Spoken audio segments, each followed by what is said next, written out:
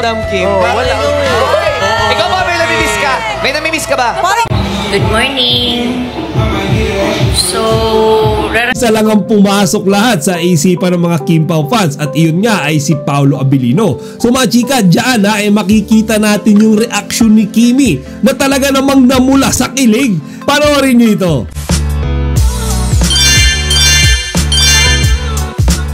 Magandang araw mga kachika, Rigel po ulit ang inyong Chika Patrol. Bago tayo magsimula mga kachika, inaanyahan ko muna kayong mag-subscribe dito sa ating munting channel para palagi kayong updated sa mga latest at nagtitrending ng mga showbiz balita. Maaga pala ngayong araw ay ibinida na kaagad ni Chinita Princess Kim Chiu ang kanyang pag-workout kasama ang kanyang mga gym buddies. Diyan nga sa mga videos mga kachika na kanyang ibinahagi ay makikita natin siya na ginagawa yung kanyang usual na indoor cycling workout. At bukod pa nga dyan mga kachika, meron din siyang isinare na siya naman ay nagja-jogging outdoor mga kachika. Panoorin nyo ito. good morning. So, rarunning na po kami. Ganado. Right here.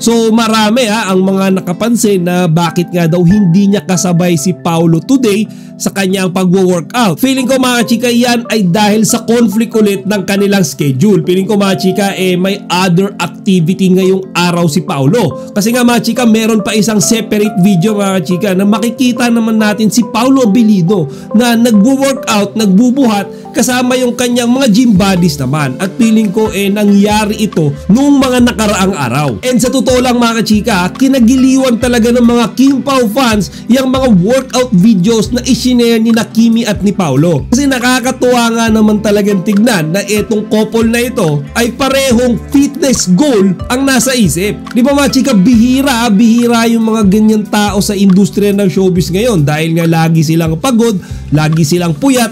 Most of the time mga kachika, wala na silang time mag-workout. Ngayon ito pa yung napapansin ko mga chika.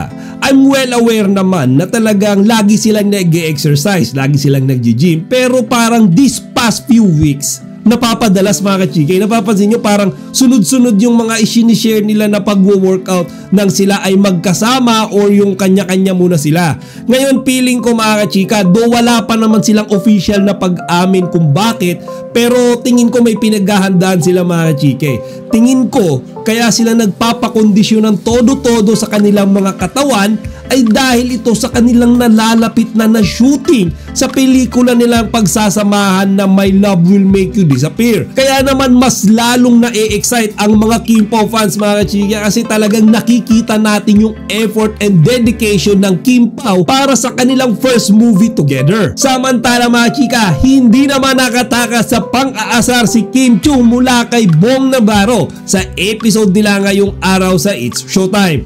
Sa panimula pa lang kasi mga chika ng kanilang programa, habang ini-interview nila si Darren Espanto mga chika, nasundutan ni Bong Navarro si Kimi nung tanong kung sino ba ang kanyang namimiss. So syempre, isa lang ang pumasok lahat sa isipan ng mga Kim Pao fans at iyon nga ay si Paolo Abilino. So mga chika, dyan makikita natin yung reaction ni Kimi na talaga namang namula sa kilig. Panoorin nyo ito. Ay, parang ikaw yung nakakaramdam, Kim. Wala.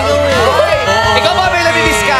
May namimiss ka ba? Parang ikaw May pamilya din sa Canada, di ba? May si John Paul, yung kuya ko, yung mga Siya ba yung piloto? Talaga ba?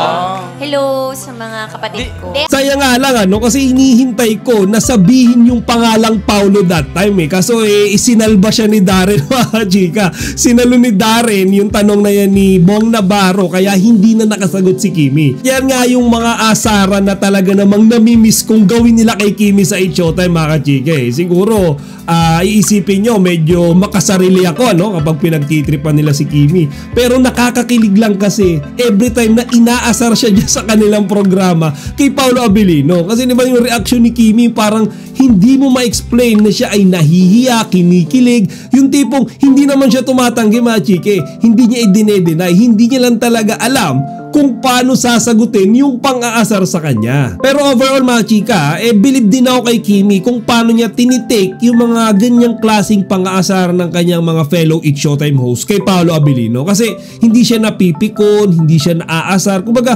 tinitake niya lahat yan professionally. Minsan tuloy naiisip ko kaya hindi siya napipikon or hindi siya nagagalit. Kasi gusto niya rin talaga na inaasar siya kay Paolo Abilino. Gaya na nga lang nung joke sa kanya kanina lang sa 8 Showtime kung namimiss niya ba si Paolo. Di ba mga chika, yung reaction niya ay kilig na kilig. Kaya ang panigurado dyan ay namimiss niya rin talaga ang kanyang Prince Charming na si Paolo Abilino. O siya mga chika, hanggang dito na lang muna. Sana wag niyo kalimutang ibahagi ang inyong mga opinion dito sa comment section. Chika Patrol signing out!